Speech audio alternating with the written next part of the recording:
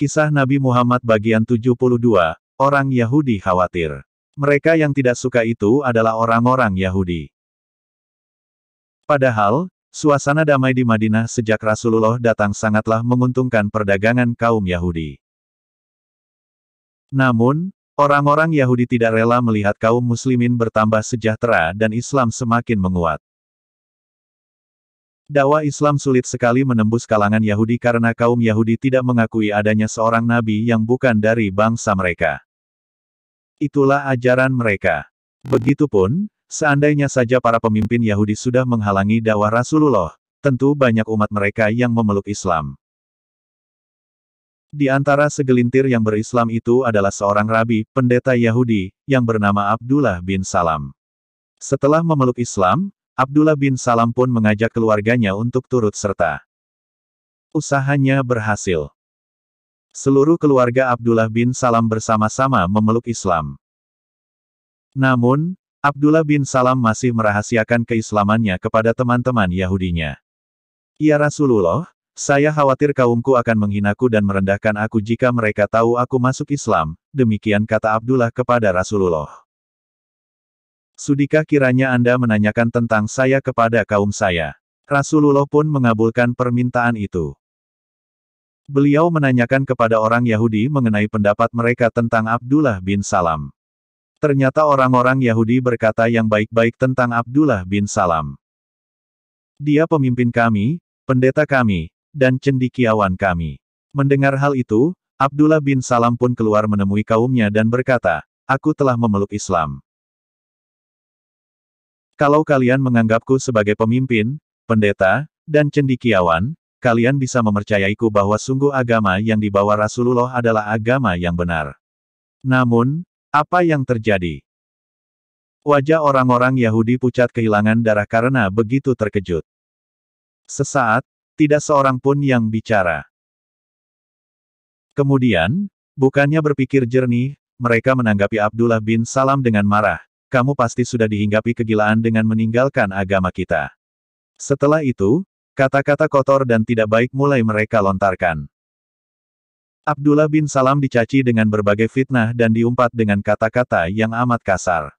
Demikianlah, sejak saat itu, kaum Yahudi mulai bersepakat untuk menghancurkan Islam.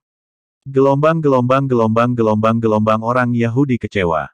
Sebelum Rasulullah diutus, orang-orang Yahudi sudah mengetahui dari Taurat bahwa dalam waktu dekat akan ada seorang nabi yang diangkat Allah.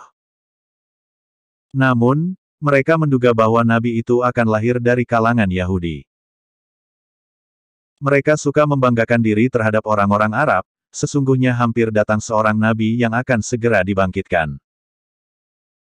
Kami akan mengikutinya dan membantunya memerangi kalian, sebagaimana dulu kami memerangi kaum Ad dan Iram. Namun, justru ketika nabi yang diharapkan itu datang, mereka malah ingkar, tidak mau percaya, dan mendustakan segala apa yang telah mereka katakan dan mereka ketahui sendiri. Para pendeta Yahudi mengejek dan menggunakan segala tipu daya untuk menghalangi seruan Rasulullah. Beberapa ketua Yahudi mendatangi Rasulullah dan bertanya congkak, "Hai Muhammad, Allah yang telah menciptakan segenap makhluk, lalu siapa yang menciptakan Allah?" Mendengar pertanyaan sekeji itu, wajah Rasulullah berubah karena menahan marah. Seketika, turunlah malaikat Jibril menenangkan Rasulullah seraya menyampaikan firman Allah yang pernah diturunkan di Mekah untuk menjawab, "Katakanlah, Dialah Allah yang Maha Esa." Surah Al-Ikhlas 112/1, Allah adalah Tuhan yang bergantung kepadanya segala sesuatu. Surah Al-Ikhlas 112/2, Dia tiada beranak dan tidak pula diperanakan. Surah Al-Ikhlas 112/3, dan tidak ada seorang pun yang setara dengan Dia. Surah Al-Ikhlas 112/4.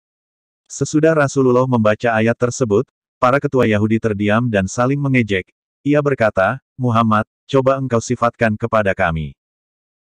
Bagaimana Allah itu? Berapa hasta tingginya, bagaimana lengannya, bagaimana?" Sudah tentu Rasulullah menjadi sangat marah, lebih marah daripada yang pertama.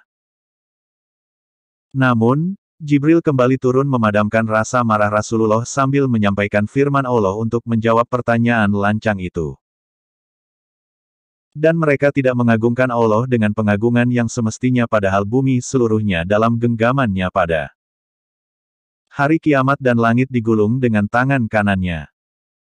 Maha suci Tuhan dan maha tinggi Dia dari apa yang mereka persekutukan. Surah Az-Zumar, 39-67. Ajaran Yahudi tidak pernah menarik hati orang Arab karena orang Yahudi kurang mengajarkan nilai-nilai kesatriaan yang dijunjung tinggi orang Arab. Mereka juga sering menyembunyikan Taurat dan tidak mau mengajarkannya kepada orang lain. Gelombang-gelombang Bani Israel.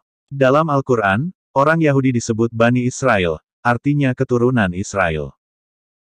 Israel adalah panggilan orang untuk Nabi Yakub. Nabi Yakublah yang menurunkan bangsa Yahudi. Bersambung bagian 73.